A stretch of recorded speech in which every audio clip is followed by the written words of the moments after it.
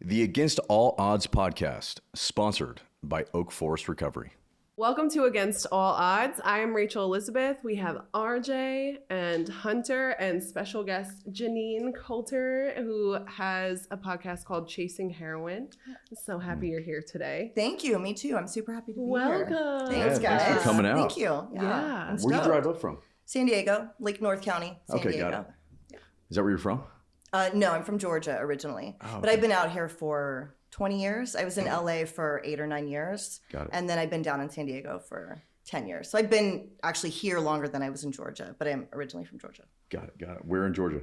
Athens. Well, Peachtree City and then Athens. I don't know if you're familiar with Georgia. Not There's really. like a golf cart town. That's actually the guest that you guys had right before me. Yeah. He's going there next week, which is random because it's like my little tiny hometown. But Peachtree City is what it's called. Okay. Yeah. Yeah, my sister spends half her life in Savannah.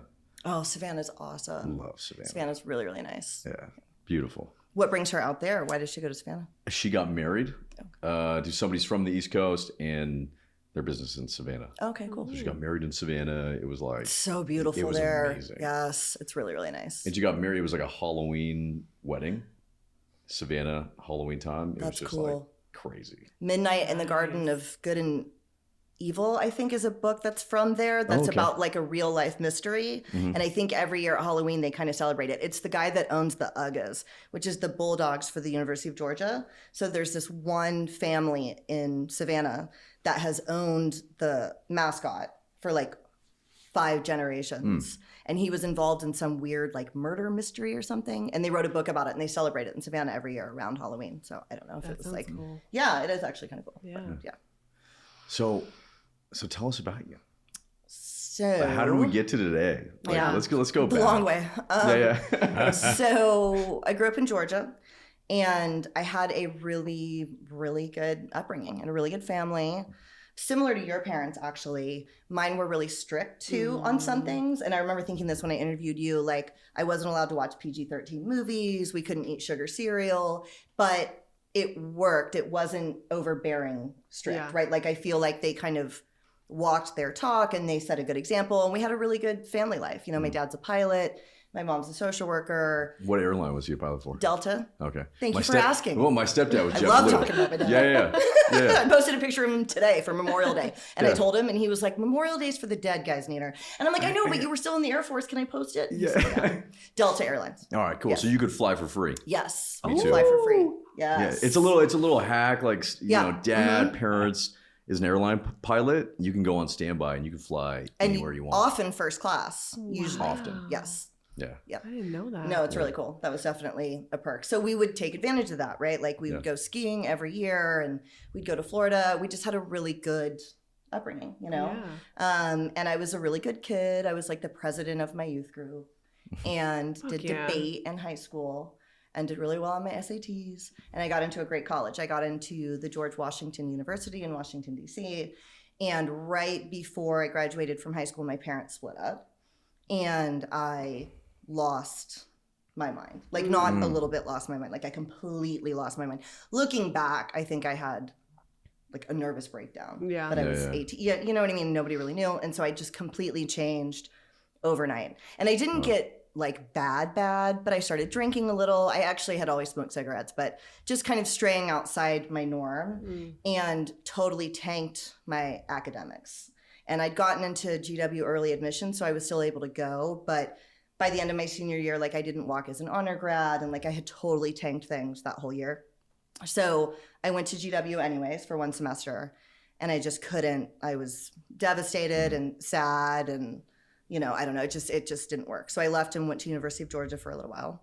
And that's when I started doing cocaine for the first time. So I started bartending at this awesome bar called the Bird Dog Tavern in Athens. And it was like the most fun place ever. It was this total redneck bar, but it was amazing. We had a big glass front like window with an actual hunting bird dog and a dude with like a rifle. And So Some real country Georgia shit. it was Yeah. so Georgia.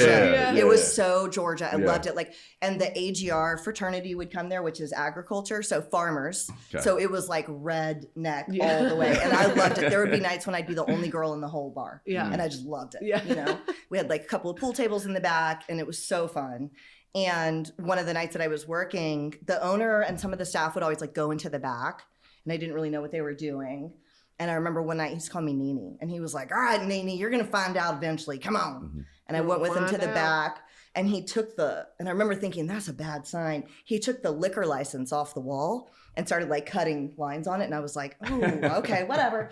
And I did coke, and I loved it. You know, at 12-step meetings, people will talk about alcohol sometimes and say, the first time I drank, I knew, blah, blah, blah. Right. And I did not feel that way with alcohol at all, but I did with cocaine. Immediately. Like the feeling I had, the response that I had, because I was so sad about my parents, and I had been brokenhearted for a couple of years. And I remember doing coke and thinking, oh my gosh, like, is this how other people feel? Right. Because I can do this. Like, I can do life like this. I cannot do it Without the other it. way. And it made me nice because I was a very like grumpy bartender. You could smoke inside at the time. And we didn't even open till 10. Last call was at 4 a.m. And I would stand there in cowboy boots and a hat and just smoke cigarettes and like wait until I was done before I would make your drink. And I was like this difficult bartender. But on coke, I was super helpful. Be like, oh my gosh, well, what do you like? Let's try this. And it just made me like nicer. Yeah. And I loved it. And so I spent that year, but I never really, I feel like a hallmark to my story is that it's such an example of the progression of the disease. That whole year, I never bought it once. It was also kind of a Southern thing. I would try to give him money, and he'd be like, put your money away, Nene. Like the Gentleman. boys bought the coke. Yeah. And so that year, never bought it. Did it like maybe once or twice a week. And then I decided to move to LA, like I was telling you. So I decided that going to school was too difficult. Didn't want to do it anymore. And it would be easier to become an Oscar-winning actress. Then finish my so kind of a English degree. classic. Yes. I'm going to LA. Yeah.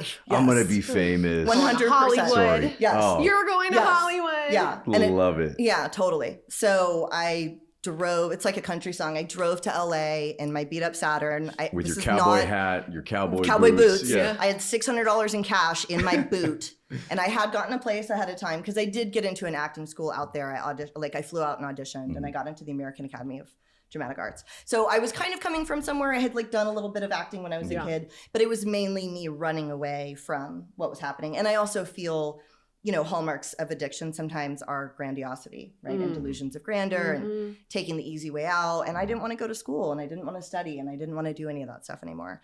So I went to LA, and I'd almost forgotten about this until recently. Maybe 4 weeks in, I hadn't found any coke yet. And I don't even think I would admit this to myself. And I was going to leave. And the real reason was because I Couldn't Couldn't find it. yeah. But I was saying it was that I didn't like it, whatever. And I had hotel rooms tracking back across the country. And we went to Mulholland Drive. And I don't know if they still give you access to it. You used to be able to like sit up on Mulholland. Okay. And this dude who I ended up becoming roommates with, I said something about being tired. And he said, well, I have something for that. And he had coke. You were like, ah! And I was like, I'm going to stay. Like, I'm going to follow through on this dream. So I stay for another 8 years. And again, the progression, I did buy it from him, not a ton. And I'm waiting tables at the time. And I actually stopped doing coke for 3 years during that time. And I would look back to that time as evidence that I wasn't really an addict. But I was.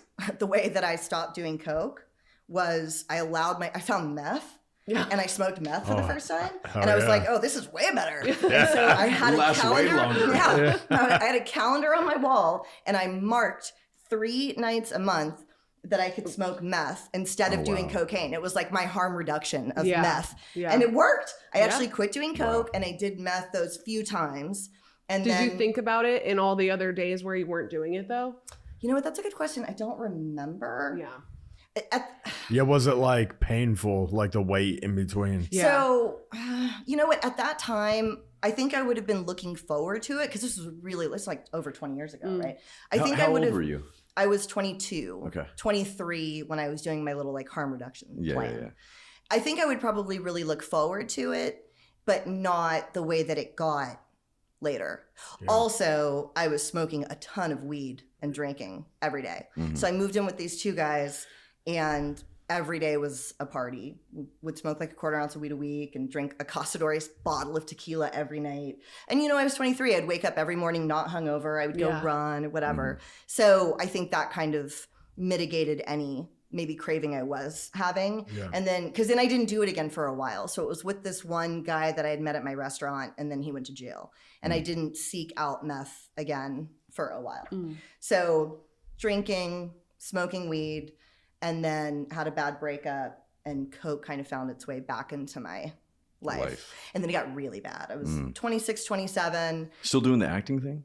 Sort of. Right. Sort of. Yeah. So she was in a Barbie commercial. I was in a Barbie commercial that I tried to in show a Rachel Barbie already. commercial. Yes. That's a star. Yeah, totally a star.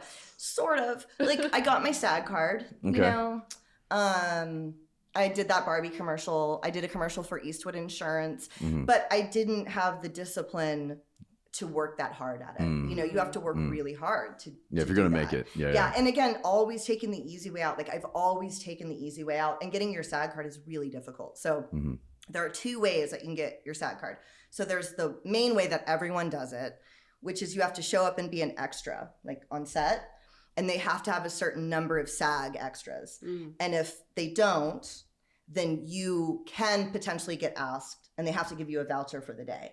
So the odds of that happening are very low. So people do extra work for years on the chance, and that has to happen 3 times. So 3 times that has to happen. It's very, very difficult to do. And then there's like a magical way number 2 that hardly ever happens, which is some executive producer has to say, there's not one other blonde girl out there that can do this role like Rachel. It has to be her, and they pay the fee for you, and they have to like pay the fine. Yeah.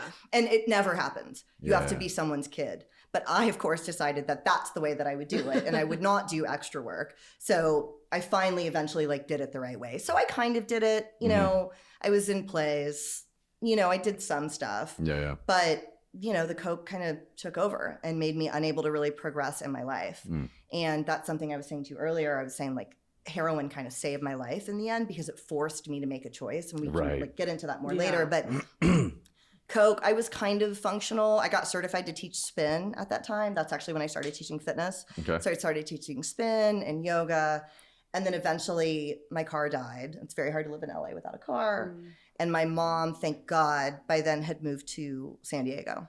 So I left LA and moved to San Diego. And then that's actually when everything got like way, way, way, way, way bad. So I didn't even start doing heroin until I was 30, which is insane. To pick up a heroin habit at 30. At 30. Yeah. Living with mom. Yeah. Well, no, I wasn't living with her by then. Yeah. So I moved in with her for like 6 months and was a beer girl.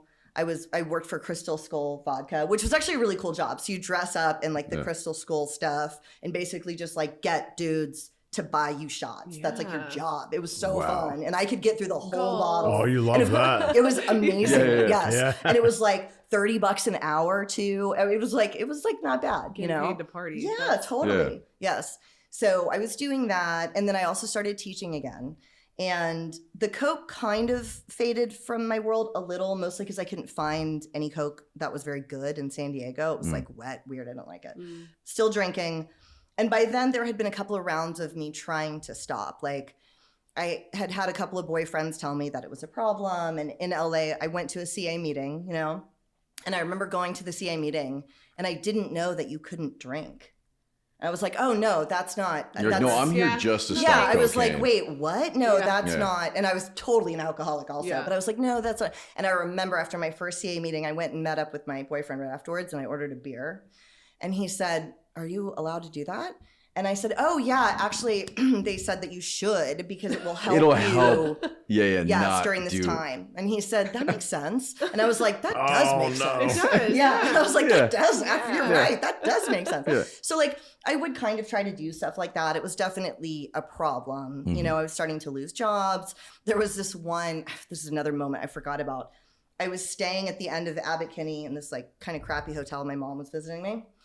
And I was doing coke all night, and I started walking down Abbot Kinney in Venice at like 4 a.m, wearing knee-high boots, and I was all dressed up, coming down from coke, and I saw this homeless dude, like homeless.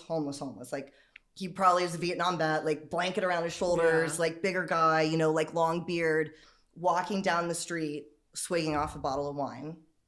And I walked over to him and I was like, hey, how are you?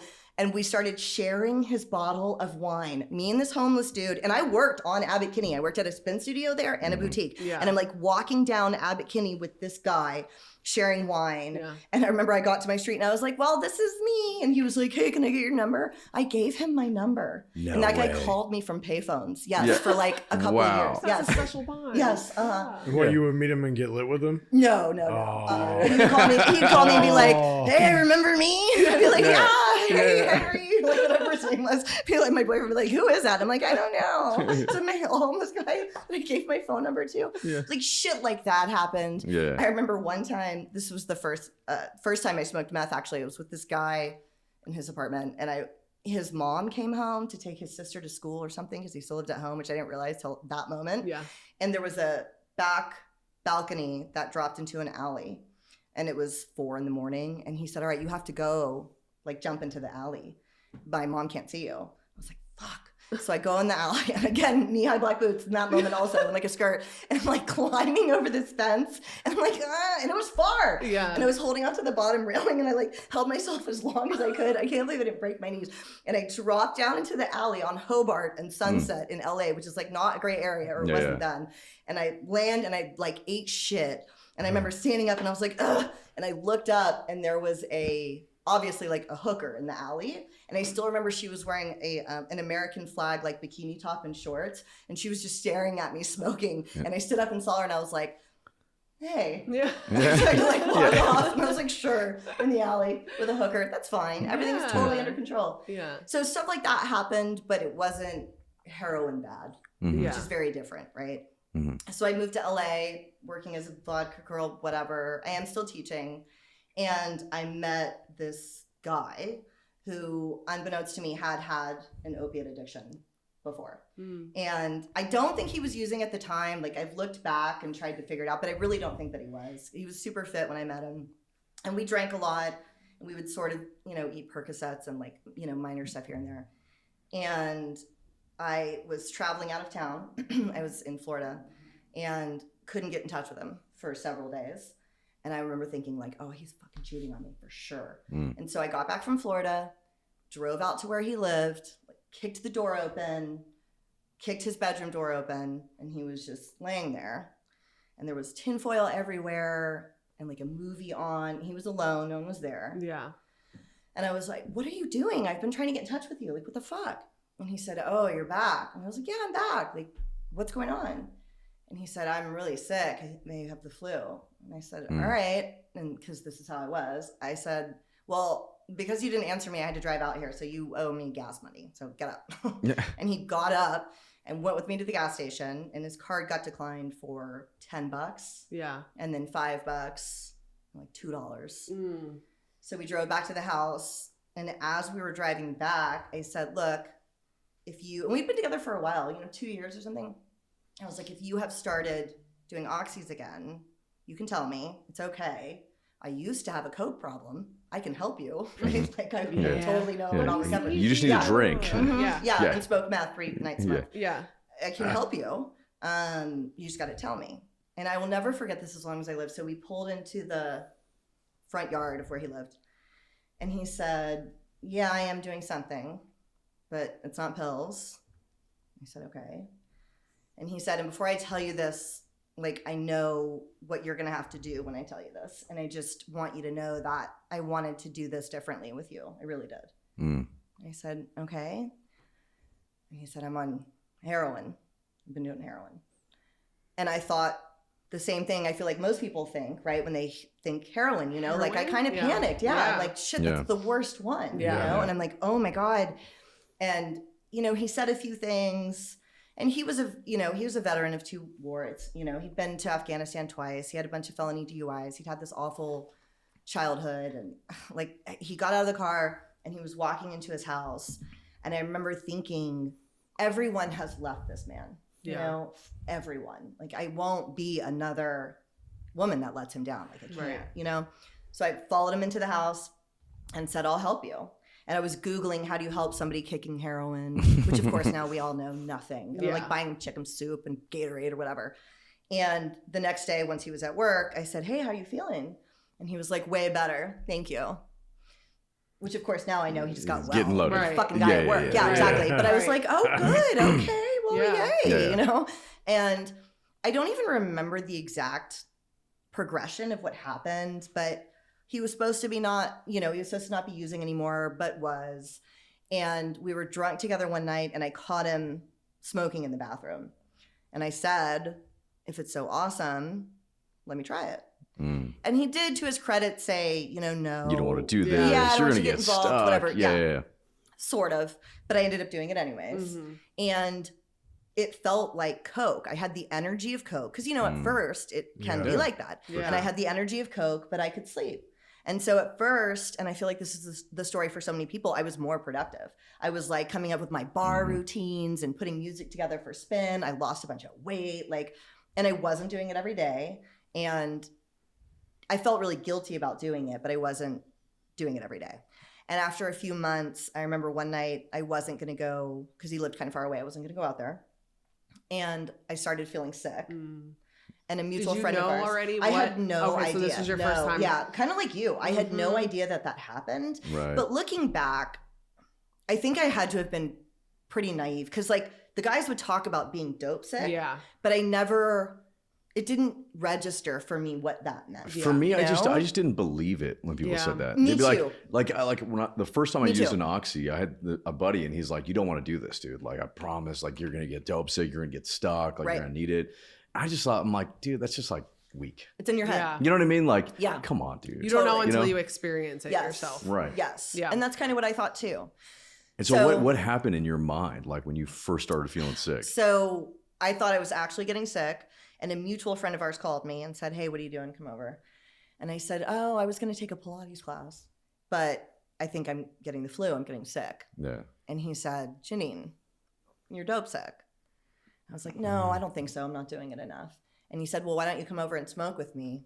We'll see. Then we'll find out. And I was like, okay. Yeah. So I went over there. Sign me up. Yeah. And he's so new. And this guy becomes a good friend of mine, but I even brought my own straw, and he handed me a straw. And I said, oh, no, I don't want to get you sick. I have my own straw. Yeah. And I remember he just looked so sad because Yeah. he knew what was coming, And so, and I remember where I was standing in his room. I had my knee up on the head, the bottom of the bed, and my foot standing, and I smoked and immediately felt fine. better. Yeah.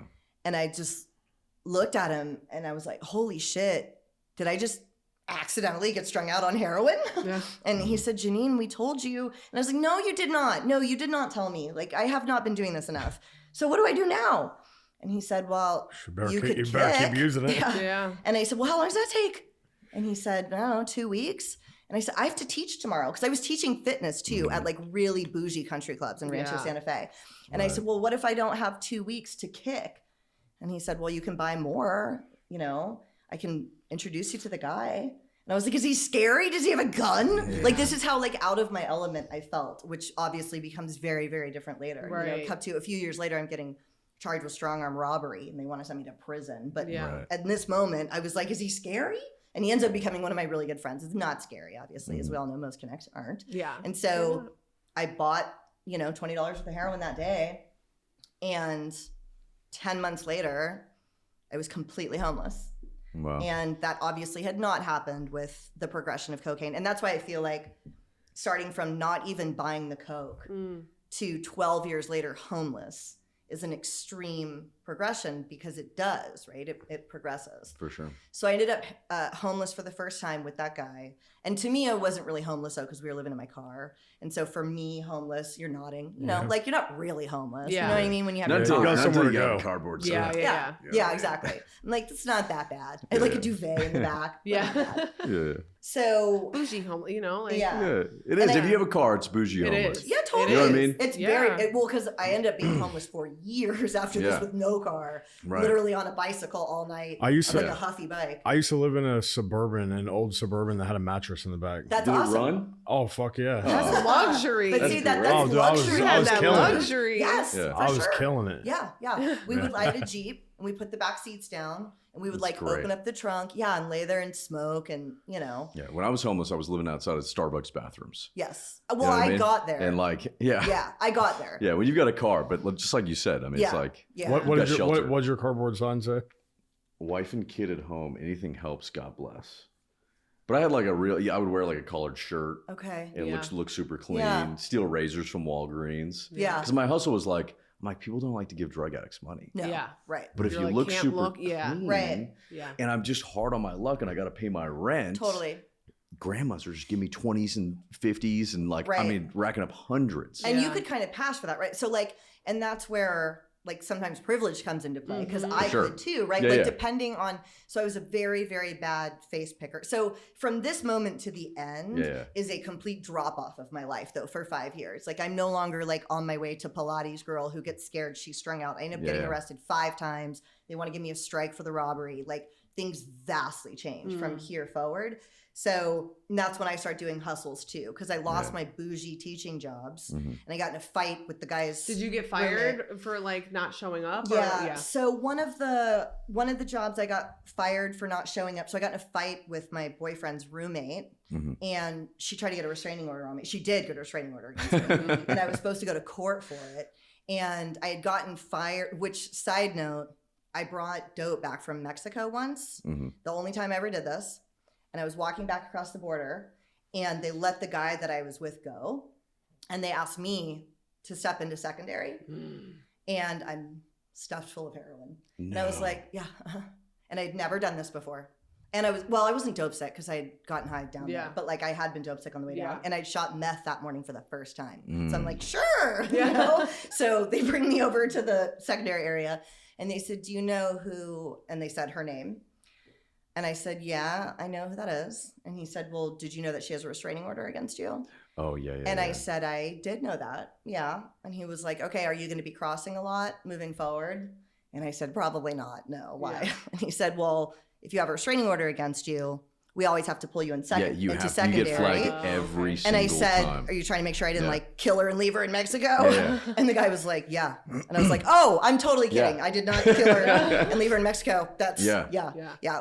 So anyways, I got in a fight with her and like, yeah, bullshit like that. I stopped being able to go to work, you know, because you're sick and like I'm waiting for the guy to get back and whatever, you know, like all the things. So I did end up getting fired from all of those jobs. And that's when I started doing the hustles too, right? Like, you know, all the dope fiend hustles. I would steal printer cartridges from Walmart, you know, 'Cause they- something 'cause they small and cost so valuable. much, yeah. Yeah, and go in the bathroom and pull out I don't want to give all the details, but Yeah. you probably can't do it like this anymore. Yeah, but where would you sell them? No, So no, you bring it return back them. in. Oh, You return okay. them for a card. Yeah. Got and it, then you got it. can sell the card either to a Connect. A lot of my Yeah, Connects yeah. wanted the Walmart gift card for like Yeah. their Yeah. families. Yeah. Or my EBT food stamps Like food again stamps, later. 2 for 1, Yeah, yeah. they'll I was take doing that. I was doing the Walmart gift card hustle, but I would steal ties. 'Cause I Okay. could roll them up and put them in my pocket Yeah. real easy. Yeah. But there was a limit to how much I could return. It was like $50. Oh, okay. And you We know what didn't I have mean? a limit. It was like a Yeah, limit. there was no limit. Maybe it was a different time. You know what I mean? Yeah. And then I would only get a $50 gift card. Right. And then there was like it was kind of like a pawn shop, and they would buy it Totally. for like Wow. 50 cents on Yep. the dollar. Yeah. Yeah, and I'd There get was a 25 kiosk. bucks. I Yeah, got there was actually a arrested at Walmart. kiosk. Did you? Yeah. Yeah. There was a kiosk at the mall that would trade that they would Yeah, actually just they like wanted put them. cash out. Like you Yeah. could put it in and they would give you cash. So I started doing hustles like that. Right. And now by then I've been arrested twice. And What were you arrested for? So the first one was a DUI. Okay. Even though I will to this day be like, well, I didn't really drink that much, but I got a Yeah. fucking DUI. Yeah. Long before any of this happened, actually. Right when I first moved to San Diego, Mhm. I got a DUI. Okay. And then I got arrested maybe 18 months later. We got pulled over for having fake registration sticker on the car. So this is bizarre. I got arrested while eating a McDonald's M&M McFlurry 3 times. 3 times. You shouldn't So, buy yeah, M&M I McFlurries don't. anymore. I Yeah, don't. we're done I with don't. the M&Ms. So the first yeah. one, Yeah, the they're- first one was the DUI. Yeah. The second one, I had done it again. I was eating a McDonald's M&M McFlurry, and I had my feet up on the dash, and I was doing a crossword puzzle, tweaking, and the dome light was on, and he was driving with no license, fake tags, of Yeah. course. Oh God. We got pulled over, and I got taken to jail because I hadn't done the MAD class yet for the DUI. Oh, Yeah, so that was the second time I Mothers got Against Drunk arrested. Driving. Yeah, yeah, that's a Yes. California thing. Yeah, I Yeah. thought I had like 2 years or something. I don't know. So got arrested for that. And then I got arrested for domestic violence against my boyfriend in front of a Walgreens. That was the third and final McFlurry. Yeah. Because the second time I was like, that's weird. Yeah. You know? And then the third time I was like, oh, what the fuck? You know, Yeah. like that's the third time I got arrested eating McDonald's. Yeah. But I was in the Walgreens parking lot. And again, this is like during like the extreme drop-off years, right? So now we're in sober livings and using and, you know, basically homeless. Right. And my dad had sent me a Walmart gift card, and I was going to the methadone clinic by then. And my bus pass and the Walmart gift card were all in his backpack. Mhm. And I was like, hey, give me my gift card and my bus pass. And he wouldn't give them to me. So I start pulling his backpack and like slamming it into him. And we were closer to the doors, which I didn't notice. They started like opening and closing. So I'm on camera. And this is why they made the charge that they did. I took his hat off and then I hit him with this hat, which is like the pullback is assault or something. And then that's battery. So I learned all about this shit. So I got arrested for felony DV that day. Yeah. So that was the third time that I got arrested. And then the fourth time I got arrested, we'd gone to court because we got evicted. I was trying to fight our eviction, like Tweaker Legally Blonde. I had like a file folder. And so we go to court, and the lawyer walked over to me and he was like, look, you seem like a nice girl. It's pretty clear what's going on. And you're not going to win in there. Which actually, looking back, I probably would have because we'd only missed 1 month of rent. Yeah. Because he was a veteran. So we got, one of these years, we got set up in an apartment through Wounded Warrior. And we had never missed 1 month. So anyways, I maybe would have won. But he was like, so I tell you what, if you two just leave, we won't put the eviction on your credit if you just agree to leave. And they put the eviction on our credit anyways. So I did agree. I was like, all right, whatever. You had a handshake deal. Yeah. Took it. Yeah. So on the way home, we got pulled over. So you know how it is when you're using, right? So like there was this chick that lived with us and her boyfriend, and they taught me how to make fake checks. So if you get a special kind of magnetic ink, you can make your own checks. So I had started doing that with fake IDs. And one time I made a crucial error. I didn't have an ID on me and we were sick. So I just wrote it to me. Oh, and so you was tracked back to you. Yeah, that day. So, but like 6 months later. So this was in like February. And I thought, you know what? I could have taught a private yoga class at someone's house. I don't know if they gave me a bad check. You know what I mean? How should I fucking know? You know? So I was like, whatever. If it comes back to me, I'll just tell them I didn't know. So that's in February. Months go by. We're getting evicted in June. Now I'm making checks to me. And we get pulled over on the way home from court because the car was stolen. And so the cop walks up, and this is like a crazy story. I just shared this for the first time the other day. I don't know if we need to get into all this, but no, let's do it. Get into it. Right. That's the whole thing, man. Let's get into it. This is crazy. So we're passing a meth pipe from the three of us to my boyfriend in the back. Yeah. And we had been at court, right? And so I think I'm going home. There's no dope on me. I didn't have any warrants. I think we're going home. I don't know what's going to happen to these two idiots, right? So we get pulled over, and the guy driving hands the pipe to his girlfriend. And he's like, I can't have this. He was on parole. Yeah. And he knew the car was stolen, obviously. Yeah. And he was like, I can't have this. Take it. And she was like, I can't have this either. And she set it down between us. And it was like fully packed too. Oh, We had just packed it. And I can see the cops walking up to the car. And the pipe is just there, sitting there. And they're maybe 10 feet away. They're like approaching the car. Yeah. And I, again, think I'm going home, right? Yeah. And I'm like, fuck it. So I put the pipe like in my pants just right there. I'm like, I'm not going to get arrested. It's fine. You're and then good. I get to You're good. get You're their the safe bowl. one. Yeah. Yeah, because they're probably going home. They're going to jail. So the cops come up, and you know how it is. They're like, we all have records. Yeah. And so just for everybody's safety, everybody get out of the vehicle. You know, we're just going to put handcuffs on you guys just for everybody's safety, you know, like how all that shit. So I'm sitting on the side of the 78 in handcuffs.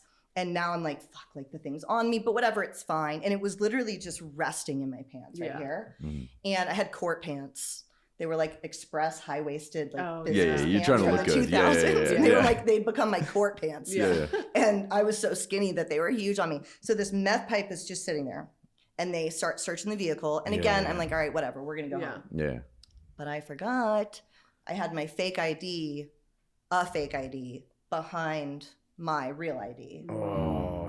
And I forgot about this subutext in a cigarette like cellophane in my wallet under all the coins. Because I was always trying to kick. Yeah. Like I would try to get Suboxone and then it would often Right. just end up being a charge Yeah, because yeah. I didn't get around to, you know what I mean? Yeah. So I had Subutex and this ID, and he had a butterfly knife on him. And for his parole, he was not supposed to have any Anyway, weapons. yeah. Yeah. So we all four end up going to jail, and the meth pipe's on me. So they put the two guys in a cop car, and they Yeah. put me and her in a cop car. I'm handcuffed with a pipe in my pants. Yeah, right. And I'm looking at her like, and you know, if you bring dope into jail, it's a huge Oh, charge. yeah. 'cause Conveyance. It's huge, Yeah. yes, because they think you're trafficking it in Yeah. to get like, because that's how they traffic dope in Right. sometimes. And so I'm like, fuck, dude, like, and I'm handcuffed. So I have to like describe what I did.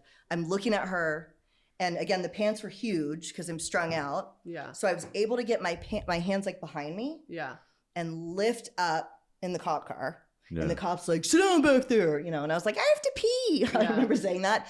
And I maneuvered the pipe down. Yeah. Hell yeah, that's wow. I maneuvered the pipe down, bowl down, stem up, and slid down onto it Yeah. like a tampon. Yeah.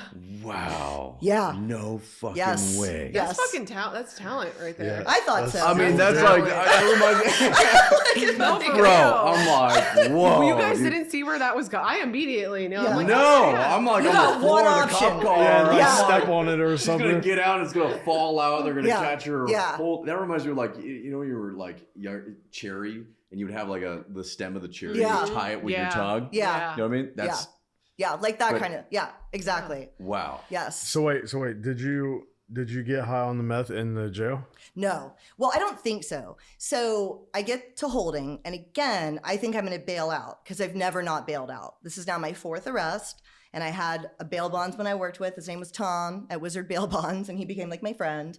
And I'm like, all right, I'm going to call Tom. I'll bail out, and I've got this packed meth pipe inside me. Fine. So we go to, you know, like reception when you're handcuffed and they're Yeah. typing things. Yeah. So I'm handcuffed and they're taking forever, like 5 hours. And I'm thinking it's for the guy that had the stolen car Yeah. because he'd done like 3 or 4 terms in prison. And I'm like, dude, did he fucking murder somebody? Like, this is Yeah. taking forever. And then finally, a detective comes and gets me. And it was all for me. And now they've the also searched our place. Yes, which I didn't know. So my ex was a fourth waiver, which I don't know if you guys know what a fourth waiver is. So sometimes as part of your plea, you can agree to give up your Fourth Amendment rights to decline a search and seizure. So any cop at any time can hold search you, you yeah. and search you. Yes. And so, and I think maybe it's a San Diego thing. Like everybody in San Diego is a fourth waiver. Yeah, I've It's never like heard part of that. your probation or something. Mm. So he was a fourth waiver, and he was on our lease because it was from Wounded Warrior. So they were able to raid our house. So as we were sitting there, they had found weapons, they had found guns, they had found my printer with the special magnetic ink. Oh no. Yes, and everything that was in our house. Oh no. So they bring me to, and now I'm getting dope sick too, Yeah, right? It's like a 'Cause- federal crime. yeah, it is. Yeah. Yes. And so they bring me into a little room, and they had the one check I had written to myself Mm. 6 months Yeah. prior.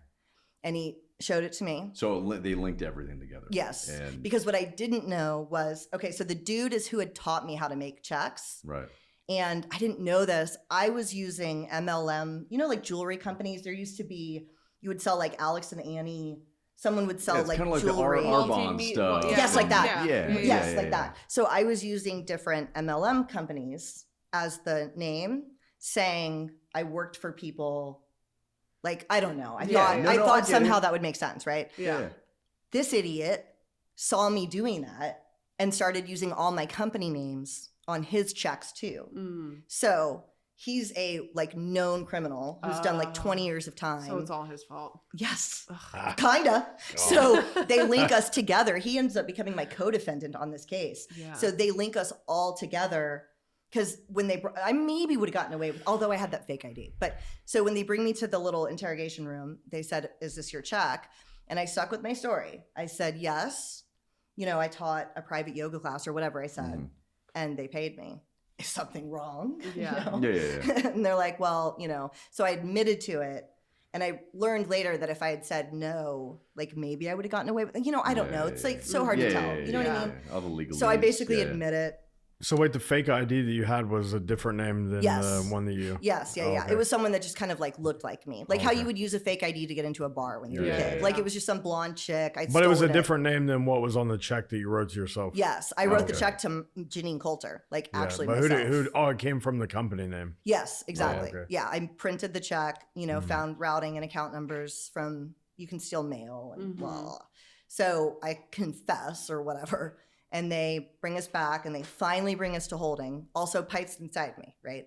So they finally bring us to holding. And holding is kind of small. There's like a big window. And the girl that I was with who knew it was there was another girl in there with a lighter in her. And somehow they started talking and it came up that she had a lighter. Yeah. And so my friend was like, hey, get that out. Let's hit it. And I was so dope sick by then and so annoyed. I actually didn't. Yeah. I was like, fuck you guys. The bailiffs are right there. Like, no. So I'm calling everybody desperately to get bail. My bail is $45,000. Because also your bail is like, my first bail was $2,500. Second one was $5,000, $10,000, $45,000. My last bail was $100,000. But it's 10%, right? Yeah. So it would have been $4,500 to get me out. Yes. Yeah. And did you call mom and dad, or who'd you call? I called my dad, which was insane because like no, but you needed because my mom would bail me out. My mom actually had bailed me out on the DUI and the DV both times. What'd your dad say? Oh God. I think he didn't even answer. I think my mom warned him because he lives in Georgia.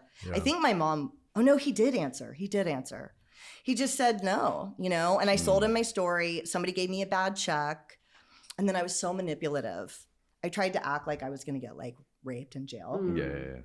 And I was like, Dad, you know, and I'm like, bad things happen, you know, just like so manipulative. Yeah, and he was like, what are you trying to say to me right now?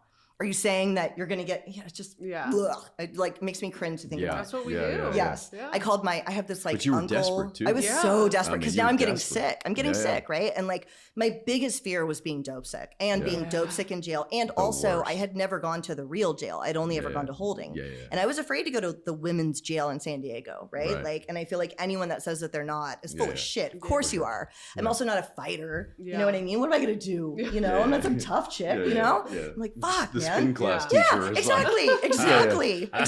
Teaching spin. Yeah, what am I country going club to do? yoga teacher The country club, fortunately, is getting I did processed. not look like this at that time. I had glasses with one lens popped out, Yeah. total picked up face, Yeah. and one dreadlock in my hair. Oh, they said she's crazy. We're gonna leave For her fashion alone. or just because? Just because it was dirty. For Just because it fashion. was dirty. Yeah, just because actually the She first thought time it was fashion. Yeah. The first time I got arrested, this is like one of the biggest white trash moments in my life. Or the DV. So they made me pull my hair extensions out. And I had a lotto scratcher that had lost that I was scratching when we got in that fight. And so all I had on me was my hair and a lotto scratcher. And when they let me out, I was they gave me my property gave you a back. bag? Your lotto Oh. scratcher. Yeah. Damn. And I was standing outside the Vista jail and I was like, This is God my life. damn it. Yeah. I was like, this is the most white trash thing I've ever even heard of. It was a losing scratcher in my hair in a bag. And I started like walking down the street. He was still in jail. I was like, how did this happen? You know, I went to GW for a couple of months, you know, like, so anyways, I ended up having to go to jail. I can't bail out. So, but before you go to bail, they strip search you. Before you go to jail, they strip search you. Yeah. So they're like, all right, Coulter, roll up. Because they give you 20 hours or whatever, and I couldn't bail out. So they bring me into a little room. How dope sick are you? I mean, I was pretty sick. They give you Librium, so I'm also like out of it by now too. So I'm a little out of it. But again, this is like still the same day probably. So I get way sicker. But at this moment, I'm also, I think like the adrenaline or whatever. So, you know, female bailiff says, take all your clothes off and turn around and cough. And so I turned around and I was like, you know? And she was like, come on, Coulter, for real. And I was like, oh my God, like I have no idea what's about to happen. So I turned around, this is graphic, but I put my hands like on my butt. They make you like spread your cheeks. Yeah. And I coughed for real and it started to shoot out. And so as I felt it shooting out, I stood up and turned around and pushed it back in with my finger because my hands were like right there. Yeah. And so I stood up and pushed it in and looked at her and I was like, can I get dressed? I'm freezing. And she was like, yeah, go ahead. And she was like on her clipboard. Oh my God. Yeah. I was seconds and inches. Yes. Yeah. So they let me get in sweats, which is good because it's freezing in jail. So I at least get in like sweats. Yeah. And they bring me down to big jail. And I just like passed out on the bunk for maybe a day and a half. And at some point, somebody was like shaking me to wake me up. And I opened my eyes and this large lady was sitting on my bed. And I did think for a second, I was like, this is it. Yeah. oh my God. Yeah. It's actually Get, happening. like assaulted. Yeah. I was like, It's like, Wait, I was just making that up to Yeah. Dad. Totally. real stereotypical. Totally. Exactly. And I was like, hello? And she was like, hey, is this your first time in jail? And I said, yes, ma'am. You're my wife now. Yeah. You belong to me. Yeah. And I said, yes, ma'am. And it's a giant dorm, right? Yeah. And the night before, so they just give you like a little pad, and there's bathrooms in the middle, door, bunks on one side, bunks on the other. And the night before, somebody was snoring, and I'd finally fallen asleep. And I remember being like, shut up, like in the middle of the night. Yeah. And I grabbed my mat pad and went to the other side. And there was like an open bunk, and I threw my pad down, slept there, and then went back at some point. So she says, is this your first time in jail? And I said, yes, ma'am. And I'm like sitting there with the blanket. And she was like, okay, are you kicking heroin? What's going on? And I said, yes, I'm kicking heroin. Yeah. And she was like, okay. So was that you over here screaming last night about snoring? And I said, yes, that was me.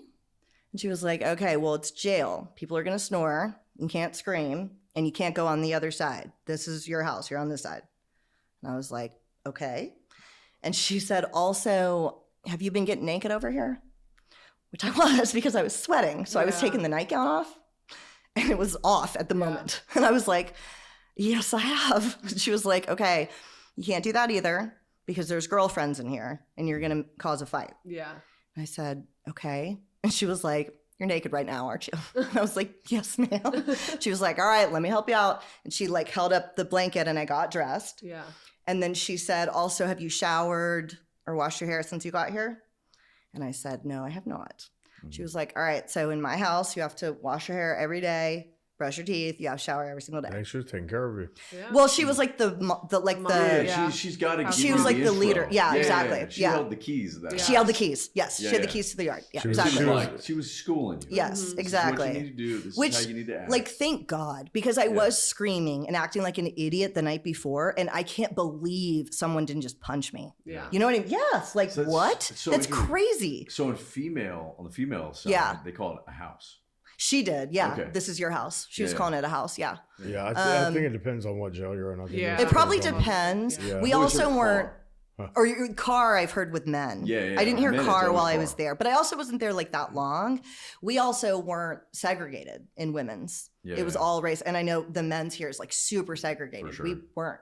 So, and then she says, "Okay, so you have to shower, whatever." And I was like, "Okay." And then right before she walked away, she handed me these two little white like packets, and it looked like dope bags, like grocery bags with a bunch of white stuff in them. Mhm. And I thought it was sugar because, like, you know, people say when you're kicking, you it have was dope, sugar. yeah. That's never actually worked for me, What? but Yeah. like, It was dope. no, No. I wish. No. Yeah. She hands it to me, and I was like, oh, thanks, thinking it's sugar. So I pick some out the top and eat It it. was soap. And then she freaked out and stood up, and she was like, bitch, what the fuck are you doing? And I was like, I thought it was sugar. And she was like, bitch, those are fucking earplugs. So I ate somebody's earplugs. And then she walked. It was earplugs to help me when people were snoring. So, Yeah. yes. So I finally take a shower that day. I remember you have to like stick a spoon in it to keep the water running. I take a shower. Wait, and where is the meth pipe? in me, Okay. still. Oh, Yeah. this whole time. This Okay. whole I was time. Yeah, checking- because you're just freaking checking out. in. You don't This want to pull whole it out yet. Yeah. time. Yeah. I've also kind of forgotten. I think, like, I Yeah. don't even know because I'm on Librium. I'm all fucked up. Yeah. I take a shower, and then I'm like, all right, I have to get rid of this. Yeah. It's also been in me for like 2.5 days. Yeah. So in the showers when I took it out, and then went over to the trash can and I picked up a bunch of paper towels and like buried it in the Yeah. trash, put the paper towels down, and that was that. Mm. And that was how that ended. Yeah. So then, like the next day, the bailiff came in and was like, all right, Coulter, roll up, which I didn't know what that meant, but it means you got bail. And I remember, are you guys, Who bailed you? my boyfriend, the one time he bailed me out, actually. So they No let way. him out. Oh, and then also while I was there, they brought me into an interrogation room like the second day. Mm-hmm. And because he was like stealing and selling guns at that point. And so I think they didn't actually have like a whole lot of interest with me. Like, I don't know. And I think they maybe let him out to see what he would do. I don't know. Yeah. So they bring me to this interrogation room. And we also had, this is another like tweakery long story, but we had these Russian tortoises called Tupac and Biggie that I loved. And they were in this like tweaker pen. You know those giant speakers from the 80s that like stand up? Yeah. So he had stolen 2 of those from, or not stolen, from like the dump. They didn't work. And he pulled out, so he stole these tortoises from a meth connect. And I was in the back smoking with this guy, and my boyfriend comes to the door and he's like, all right, we gotta go. He'd been playing video games up front with like the kid. There was a kid there. And as we leave, we like ran around the corner and he said, check it out. And he pulled these baby tortoises out of his pockets. And I was like, did you just steal those from him? And he was like, yeah. And I was like, no, you're gonna bring those back right now. And he was like, no, dude, they were gonna fucking die. They were in like, so we end up with these tortoises that are very difficult to care for. They have to have like special rocks. Yes. So they have to have special rocks and special lights. So then I had to start stealing from a reptile store in Oceanside called, well, I probably should. Well, it's been a long time. LLC Reptile. You could like jump in the back and take things. But I ended up like falling in love with these tortoises. You're going to have to make an amends with the reptile store now. And so he drills. So we also have these tortoises, okay, that I love.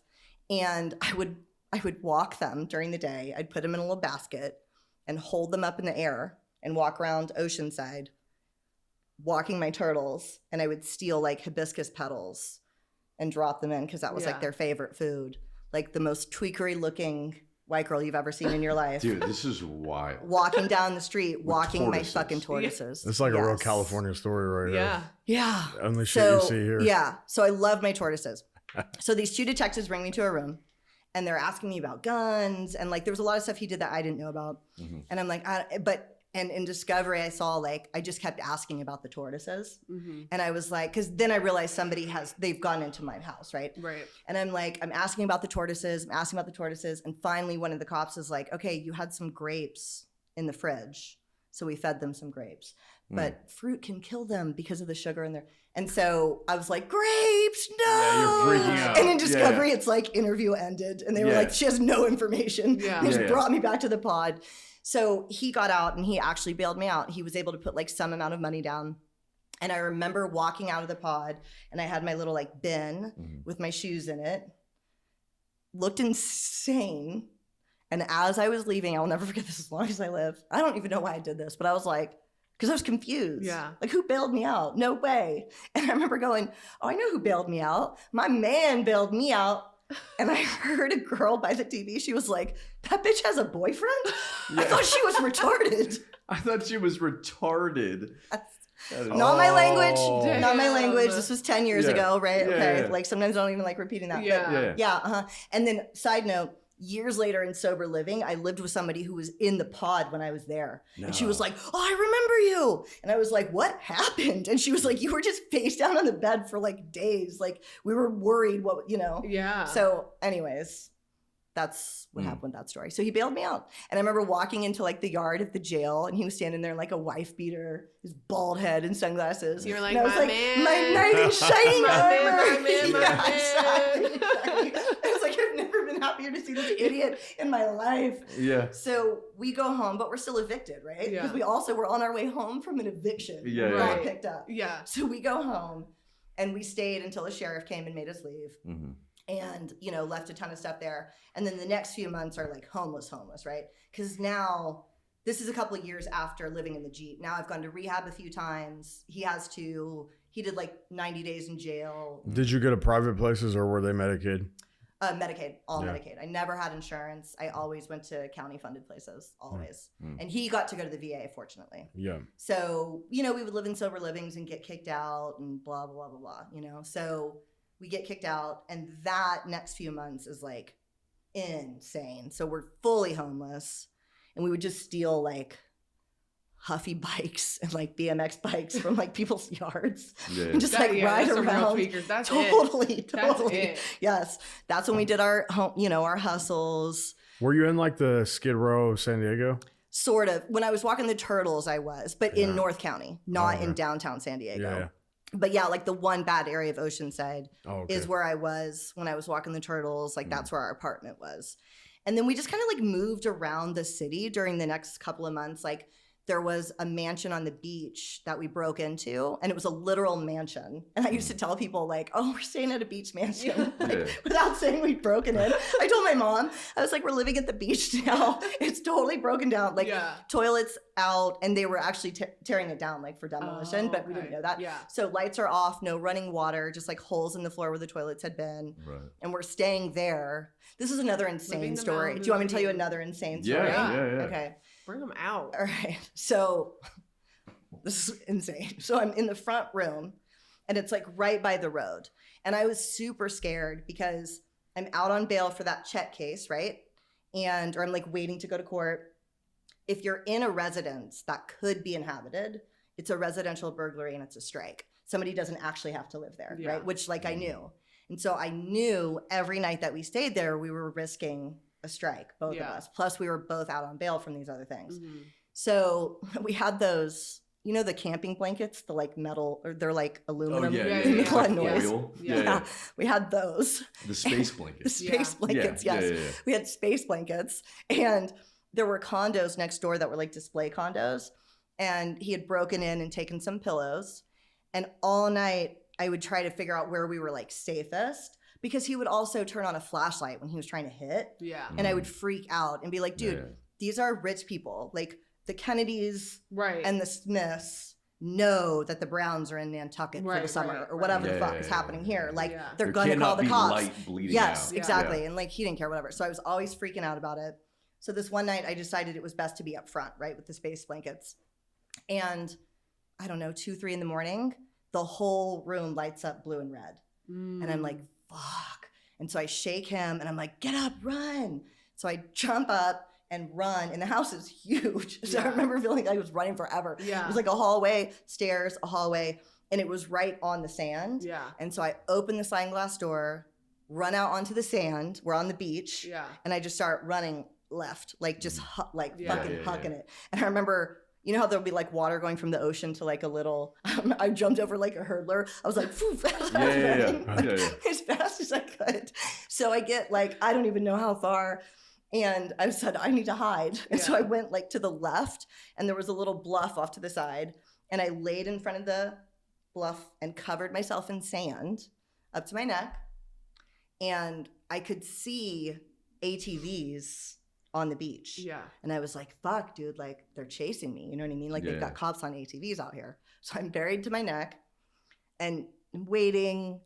And I'm like, wait, are those buoy lights or are those ATVs? Like I can't tell, you know? And I was like, no, those are buoy lights. And then I would start to stand up and be like, nope, that's cops. And sit back down. And I'm like, I think it's fucking buoy lights.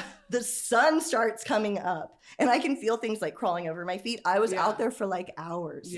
And finally the sun comes up and it's buoy lights. And I was like, oh my God. So I remember getting up. I've got did the cops ever show up to the house? No. They didn't? Nope. So I get up and I'm like dusting sand off me. And I walk between these two mansions to Pacific Coast Highway, fucking PCH. And my boyfriend and I had a whistle so that we knew it was us. I'm probably not gonna be able to do it. But like, you know, from the Three Amigos, when they're like, they have that call sign to each other where they're like, I can't do it right now. But we had a whistle. And I'm walking between the mansions and I hear our whistle and baby. And I was like, oh my God. He's on like a tricycle that he has grabbed from someone's yard. Looking for me. And I'm like, oh my God, they didn't get you? And he's like, who? And I'm like, the fucking cops, man. And he was like, Jeannine, nothing happened. You just jumped up and screamed and ran out of the house. And you've been gone for hours. I was like, oh my God, are you fucking kidding me? And he was like, no, I've been looking for you for like 4 fucking hours. And I was like, well, let's go. So the tricycle had like a step. You got on the back. Yes. And you and your man just riding the tricycle, pushing back. And we went back to our beach house. I wish so bad that there was like street camera footage of this or something. Man. So yeah, we just went back to the beach house. And then he went back into the condos to steal some TVs. and dropped one and it broke. So we had to abandon that place. Yeah. So, and then that was when I got arrested for the last time, was like during that time I got arrested for strong arm robbery. They stole strong arm robbery. Yeah. So I fought with the security guard. So they made it strong arm robbery. Okay, So I was trying to, I stole NARS Orgasm Blush. It's a good blush, Yeah, right? it's a good blush. So I steal from Sephora. Yeah. And I'm running through them. They catch me. I had a necklace on too. And they stopped me and she was like, did you pay for that necklace? And I had the makeup in my bag. And I was like, oh no, you know what? I'm sorry, I forgot. Let me just give it back to you. Yeah.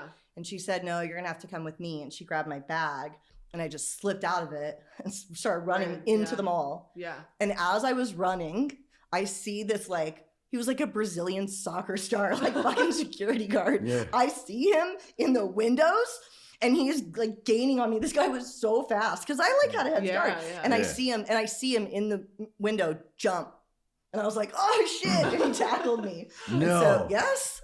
So that's why they gave me strong arm robbery. Because Oh after my he tackled me, I was like hitting him. Yeah, doing anything you could to get away. Yes, exactly. And I was like, I Holy didn't do anything. So they got me for strong arm robbery on that. So that's one. your second strike. That was, no, I don't have a strike. No. Oh, you don't Yeah, have a so I strike. don't actually ended up having a strike. The only conviction I have is the check case. Oh, okay. So the strong arm robbery is so weird. So I get arrested. And again, I'm super sick. I'm down at Las Colinas. The girl that I got arrested with, who was in the cop car when I hid the pipe, is still there. And now she's the den mom. Or Oh, whatever. she's still in. She's still there. Wait, so how much Yeah. time passed? Like 2.5 months. Oh, okay. Yeah, not a long time. Maybe Seems, 2.5 months. Seems like years the way you're Yeah. saying No, it. no. It's all Damn. very fast. Yeah. So she's still there. And now she's like the person in charge. Yeah. And I remember getting there. When you start knowing people in jail, like also the chick behind me on the bus I'd gone to rehab with. Yeah. And she was like, oh, hey, Mia. And I was like, Vivian, hey, man. I'm like super sick, you know? Yeah, it's all the homies. Yes, Yeah. exactly. So I go to court for that and I meet with the public defender. And he's like, dude, they want to give you a strike. You're already on bail for this commercial burglary on the check case, whatever.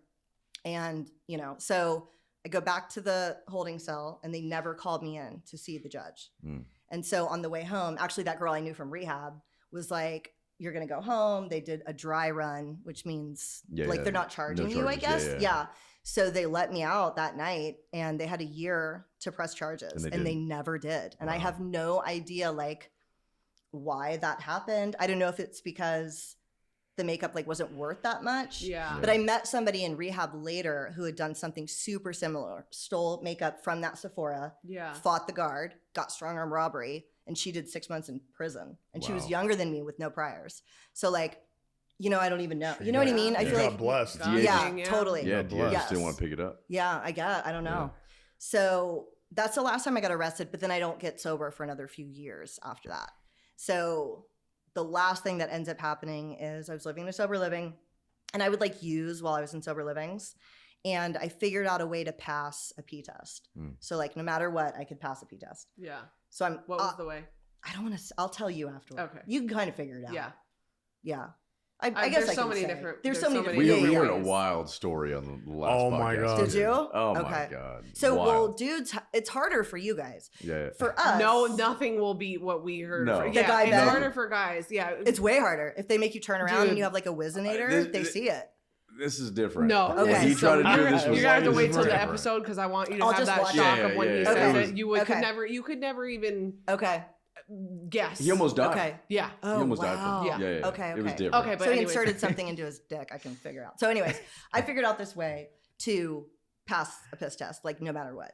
So I'm clearly using. I can't pay my rent, but I'm passing drug tests. Yeah. So on New Year's Eve of 2014, they tested me that morning, and I'm fully strung out on meth and heroin. Yeah. And that night, actually my first connect ever, when the guy said, you're dope sick, and he introduced me to the guy, that guy, who becomes a very good friend of mine, he had gotten raided and done 2 years and got out and was doing really well. He had 3 months, he was still clean, whatever. And he was trying to help me get clean, you know? So he came and picked me up and we went to Chili's in Oceanside, for New Year's Eve. And while I was there, the owner of the Sober Living called me and said, hey, Jeannine, so you've left some heroin in the bathroom and you can't come back. Damn.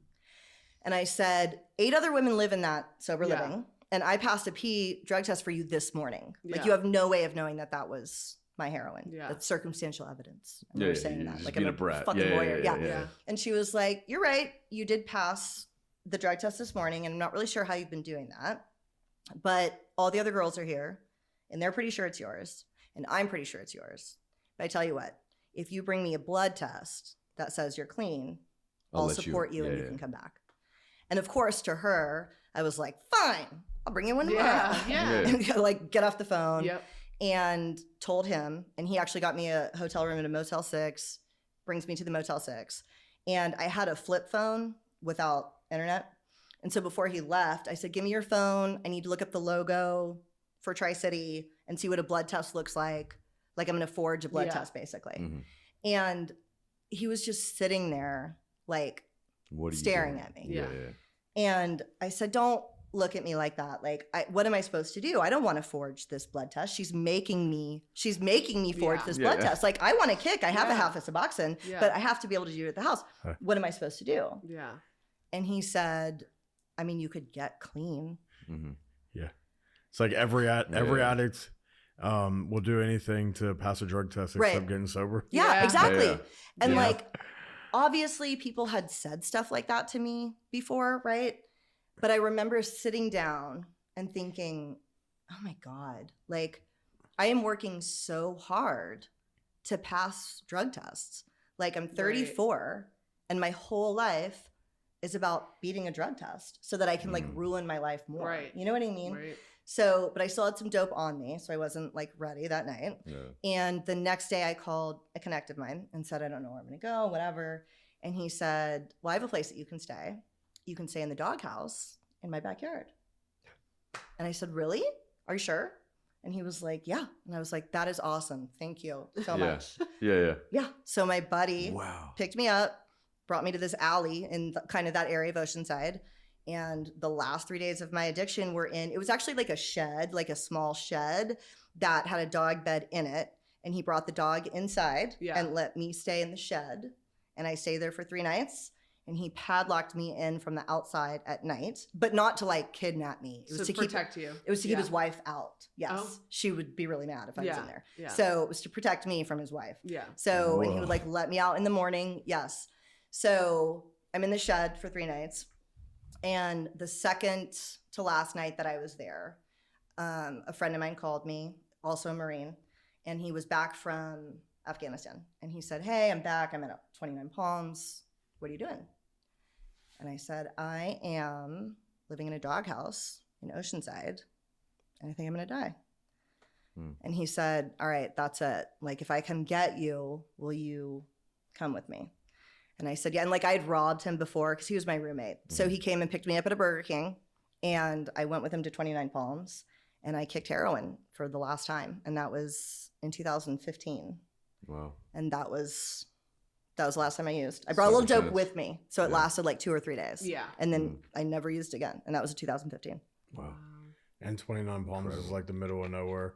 Probably Totally the middle of nowhere, which was really helpful. Because like the 3rd day or something, I started texting someone to come get me. They were like, hell no. Yeah, exactly. Exactly. far. Yeah, exactly. Because he had just gotten like back pay on his unemployment.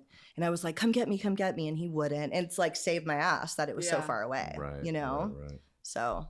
Holy shit, dude. Yeah. Damn. So that's that. Yeah. Yeah. Okay. Let's talk recovery.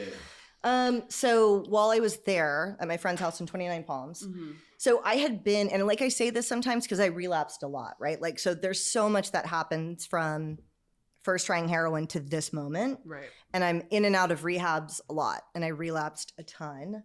And I felt like such a failure for like all the relapses.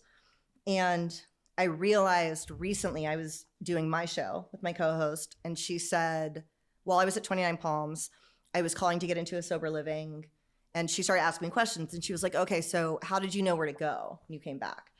And I said, well, I called Steve, who's the owner of the sober living. And she said, oh, you already knew him. I was like, yeah. And she said, what about your sponsor? How did you find Rachel? And I said, well, I already knew Rachel. She'd already been sponsoring me. And as we were talking, I realized that like every time I went in, You picked up something. yes, Yeah. I was gathering more resources, and they were there when I was ready to execute on that information. Right. And I now try to share that anytime like I lead a 12-step meeting, because the first time I went to detox, dude, I didn't know shit. I thought I was allergic to Suboxone, which I'm not. I just took one too early one. Yeah. Yeah. You went into So the percent. I'm like telling the nurse I'm allergic. We And I'm always have a good laugh about that. Yeah. Because we've all experienced Yeah. that. man, And I that thought shit's I was allergic. worse. And It's so, awful. it's horrible. awful. Dude, I interviewed a girl on my show who got the implant Yeah. and it was too early. So she went to the bathroom She cut it out. with a knife I and mean, hacked it Christ. out of her arm. in that when you're in people that have not Dude, I probably experienced would what too. that Yeah, feels yeah, like yeah. I would do anything It's so bad. not to Yeah. It's feel like horrible. that. Yes. Anything. It's horrible. Yeah. So, but like I didn't know anything at that time. You know, Right. I still believed I wasn't really an addict. Like I really thought I legitimately just got addicted to heroin. And once I wasn't strung out anymore, I would be You'd be fine. I even alright. told a Yeah. sponsor that. Like she came and did like a step 1 with me at my sober living. And I actually said to her, I said, look, I appreciate your time, but I'm not really an addict. Right. I just accidentally got strung out on heroin. And once I'm off heroin, I'll be fine. I quit cocaine once, right, Yeah. for 3 years. And she said, okay, I can understand why you think that. But just so you know, regular people don't accidentally get strung out on Yeah. heroin, Yeah. which is Yeah. so true. Yeah.